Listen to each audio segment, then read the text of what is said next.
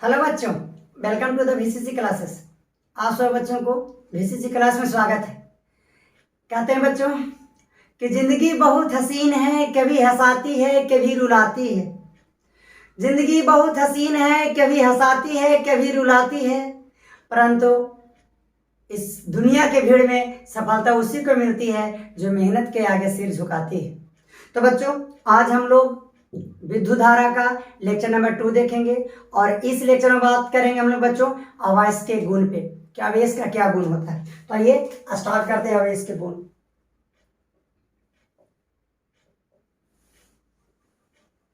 ठीक है बच्चों, तो ये आपको लेक्चर नंबर 2 है विद्युत धारा का, ठीक है ना। तो आवेश के गुण पे बात कर लेते हैं। तो आइए सबसे पहले हम लोग बात कर लेते हैं आवेश के गुण जो है वो पहला गुण की बात कर लेते हैं। तो आवेश की योज्यता, इसको इंग्लिश में एडेटिव नेचर ऑफ चार्ज कहते हैं। आवेश की योज्यता क्या है? ये नियम हमसे कहते हैं बच्चों कि किसी भी वस्तु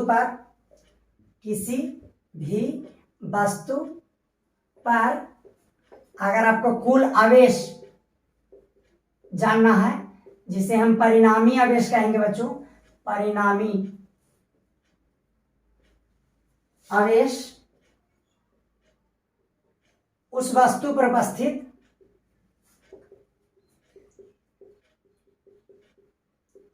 कुल आवेश के बीजगणितीय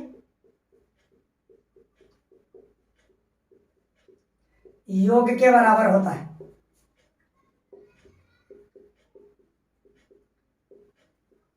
ये है बच्चों हमारा आवेश की योज्यता का नियम। क्या कहता है कि किसी भी वस्तु पर कुल आवेश, आपको परिणामी आवेश निकालना है, तो उस वस्तु पर उपस्थित कुल आवेश के बीजगणितीय योग के बराबर है। कहने का मतलब है कि हमारे पास बच्चों ये कोई सिस्टम है, वस्तु है, इस पे चार्ज Q1 है, Q2 है, Q3 है और dot dot dot n charge रखा गया Q है।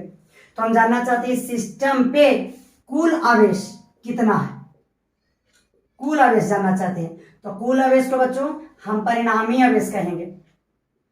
तो इस वस्तु पर जितना भी आवेश है कैसे पता चलेगा? तो इस वस्तु पर जितना भी आवेश उपस्थित है उन सभी को बीजगणितीय योग करना होगा। बीजगणितीय योग का मतलब प्लस माइनस को ध्यान में रखकर जोड़ना होगा, जैसे कि हम अलजेब्रा के जोड़ते हैं। तो बच्चों यहाँ पर कुल आवेश हो जाएगा Q1 plus Q2 plus Q3 dot dot dot dot dot plus का Qn। ये हो गया हमारा पहला नियम, आवेश के योज्यता का नियम। चलो इस पे दोनों मिलकर हल्का हल्का देख लेते हैं।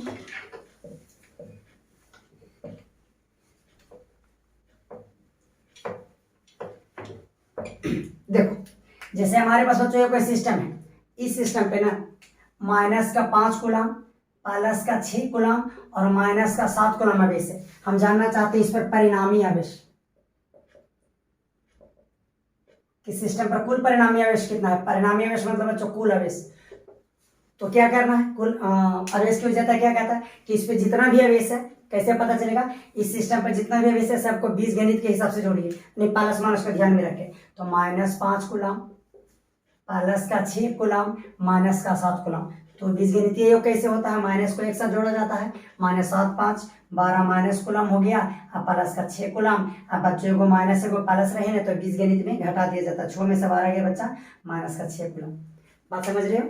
चलो ठीक है, नेक्स्ट बनाओ और जल्दी पहले वीडियो को पॉज करके बना लेना, ठीक है ना। तो भाई हमारे पास सिस्टम है, इस सिस्टम पे है माइनस का 10 कूलम, कॉमा 20 कूलम प्लस का है, माइनस का 30 कूलम है, 40 कूलम माइनस का है और 50 कूलम प्लस का है। हम जानना चाहते हैं सिस्टम पर कुल कितना आवेश है, कुल यानी परिणामी आवेश। तो परिणामी आवेश कैसे होता है बच्चों? सिस्टम पर उपस्थित सभी आवेशों के बीजगणितीय योग, मतलब आपको प्लस माइनस ध्यान में रख के जोड़ देना है। चलिए जोड़ दीजिए, minus 10 coulomb plus 20 coulomb minus 30 coulomb minus 40 coulomb और बच्चा प्लस का 50 कूलम। तो बीजगणित योग करते समय माइनस वाला को एक साथ जोड़ते हैं। तो माइनस 10 माइनस 30 माइनस 40, 40 30 70 माइनस को हो गया 80 कूलम। प्लस वाला जोड़ लो, प्लस वाला 50 है और 20 है, 50 20 70 कूलम प्लस। अब बच्चों एक माइनस एक प्लस है तो इसको कैसे ऐड किया जाता है, इसको ऐड करने के लिए घटा देते हैं, एक प्लस माइनस रहेगा तो 70 में से 80 गया तो माइनस का 10 को। ठीक, तो इस तरह से परिणामी आवेश आ गया। तो समझ गए होंगे कि आवेश की उर्जेता क्या है। आवेश की उर्जेता मतलब किसी भी वस्तु पर आपको आवेश निकालना है तो उस वस्तु पर जितना भी आवेश है उसका बीजगणितीय योग कर दीजिए। चलिए, हमारा दूसरा जो नियम है बच्चा वो है आवेश संरक्षण। आवेश संरक्षण के नियम। ए नियम हमसे क्या कहता है बच्चों, ए नियम कहता है कि किसी बिलगित निकाय के अंदर, बिलगित निकाय, इंग्लिश में इसको बच्चों आइसोलेटेड सिस्टम कहते हैं। किसी बिलगित निकाय के अंदर बच्चों आवेश जो होता है ना वो हमेशा संरक्षित रहता है। संरक्षित मतलब बिलगित निकाय के अंदर आवेश को ना तो हम उत्पन्न कर सकते हैं और ना ही बच्चों नष्ट कर सकते हैं। किसको, आवेश को। ठीक है ना, लेकिन कहाँ, बिलगित निकाय के अंदर। किसी बिलगित निकाय के अंदर बच्चों आवेश हमेशा संरक्षित रहता है। कहने का मीनिंग ये है कि आवेश को ना तो हम उत्पन्न कर सकते हैं ना नष्ट, लेकिन हाँ बिलगित निकाय के अंदर। ठीक है, समझाते हैं। जैसे देखो, अब देखो ये हमारे पास बच्चों ये राम है और ये मेरा राम और ये इसकी पत्नी बच्चों मान लेते हैं सीता। तो राम और सीता हो गए। ठीक है, राम के अकाउंट में मान लेते हैं 70,000 रुपया है। ठीक है ना, और सीता के अकाउंट में बच्चों 30,000 रुपया है। तो दोनों मिलाकर हम कह सकते हैं कि राम और सीता हमारा एक परिवार हो गया। और इस परिवार को बच्चों हम इंग्लिश में आइसोलेटेड सिस्टम या हिंदी में बिलगित निकाय कहेंगे कब, जब इन दोनों परिवार को, राम और सीता को, केवल राम और सीता से ही मतलब है, इसको बाहरी वातावरण से कोई लेना देना नहीं है। तो इसको कहा जाता है बिलगित निकाय। बिलगित निकाय मतलब वह निकाय जिसके अंदर जो वस्तु है केवल उसी से मतलब है, बाहर की दुनिया से कोई लेना देना नहीं है। तो ये बिलगित निकाय मान है, मतलब राम को सीता से लेना देना, बाकी किसी और से नहीं। तो बच्चों राम के अकाउंट में 70,000, सीता के अकाउंट में 30,000। इन दोनों परिवार के पास बच्चों कुल अभी पैसा कितना है, 70,000 राम के अकाउंट में और 30,000 सीता के अकाउंट में। तो 70,000 प्लस 30,000 इस तरह से 1,00,000 रुपया है कि नहीं, इतना रुपया है। अब बच्चों राम के अकाउंट से 20,000 रुपया ट्रांसफर हो गया सीता के अकाउंट में। तो आप बताओ राम के अकाउंट में अब कितना बचा, पहले था 70,000, 20,000 ट्रांसफर हो गया तो राम के अकाउंट में बचा 50,000 रुपया। अब सीता के अकाउंट में कितना हो गया बच्चा, तो सीता के अकाउंट में हो गया 30,000, 20,000, इसके अकाउंट में भी हो गया 50,000। आप बताइए इस परिवार के पास अब कितना पैसा है, 50,000 राम के अकाउंट में, 50,000 सीता के अकाउंट में। अब कुल पैसा देखिए बच्चों, ये पहले की बात है और ये अब की बात है। अब देखा जाए तो 50,000 इसके अकाउंट में और 50,000 इसके अकाउंट में, दोनों मिलाकर बच्चों अभी भी 1,00,000 रुपया है। इसका मतलब इस परिवार के पास अभी पैसा संरक्षित है। तो ये बिलगित निकाय के अंदर था इसलिए संरक्षित है। मान लेते हैं कि अगर राम, जैसा कि आप देख रहे थे कि राम के पास 70,000 रुपया था और सीता के पास 30,000 रुपया था, दोनों मिला के 1,00,000 रुपया। राम ट्रांसफर कर दिया था सीता के पास 20,000, लेकिन ट्रांसफर इत्तेफाक से बच्चों किसी बाहर फैमिली के पास हो गया, इसके अकाउंट में हो गया 20,000 रुपया, तो इसका बचा 50,000 रुपया और ट्रांसफर हो गया इसके अकाउंट में 20,000 रुपया। आप बताओ क्या राम और सीता के जो परिवार है दोनों मिलकर क्या है कि हमारा पैसा संरक्षित है? नहीं, इसके दोनों मिलाकर होना चाहिए था 1,00,000 रुपया, लेकिन अभी 50,000 इसके अकाउंट में, 30,000 इसके अकाउंट में, दोनों मिला के 80,000 रुपया तो है। 20,000 रुपया अभी इसका संरक्षित नहीं है, सेफ नहीं है, बाहर है, किसी दूसरे के अकाउंट में चला गया। तो याद रखना कि आवेश हमारा संरक्षित कहाँ रहता है, बिलगित निकाय के अंदर। एक ऐसा निकाय जिसके अंदर कोई दूसरा इंटरफियर चार्ज ना करे, उसके अंदर जो भी चार्ज है उसी में तालमेल हो। यस, तो बिलगित निकाय के अंदर आवेश को न तो उत्पन्न कर सकते हैं न नष्ट कर सकते हैं, अर्थात बिलगित निकाय के अंदर आवेश हमेशा संरक्षित रहता है। यानी पहले के आवेश और बाद के आवेश हमेशा बराबर होना चाहिए। जैसे इस फैमिली के दोनों के पास राम और सीता दोनों मिला के 1,00,000 था, ट्रांसफर कर दिया सीता के पास, फिर भी 1,00,000 है, परंतु जब बाहर ट्रांसफर हो गया जो कि बिलगित निकाय से बाहर की बात है, तो हम देख रहे हैं कि इसका पैसा संरक्षित नहीं है। चलिए, तो ये था हमारा आवेश संरक्षण के लिए, जो कि कहता है कि आवेश हमेशा संरक्षित होता है, न तो आवेश को उत्पन्न कर सकते हैं न नष्ट, परंतु विद्युत निकाय के अंदर। तीसरा है बच्चों,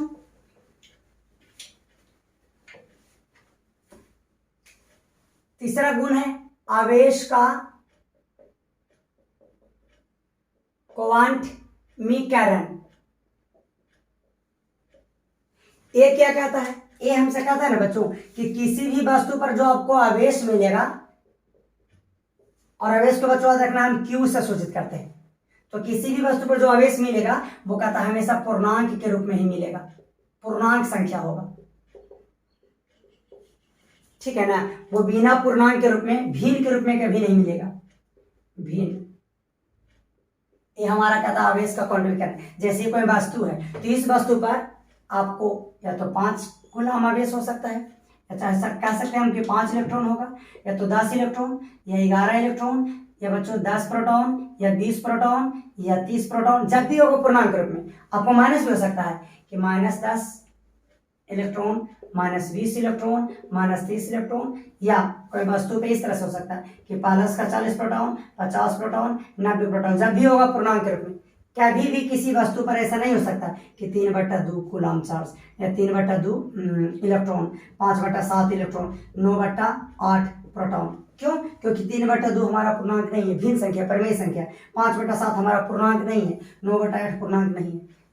तो आवेश का क्वांटमीकरण क्या कहता है कि किसी भी वस्तु पर जो आवेश होगा हमेशा पूर्णांक संख्या के रूप में होगा। अब सोचिए कोई कोचिंग है, चलिए मान लेते हैं हमारा कोचिंग, हमारे ही क्लास का नाम ले लेते हैं, चलिए हमारा VCC क्लास है, क्लासेस है। तो बच्चों VCC क्लास में मान लेते हैं कि बच्चा की संख्या 100 है, तो 100 हमारा पूर्णांक संख्या है। ऐसा हो सकता है कि VCC क्लास में कहेंगे कि पता है 103 बच्चा है, बिल्कुल हो सकता है 103, लेकिन कह सकते हो कि क्या 150 है।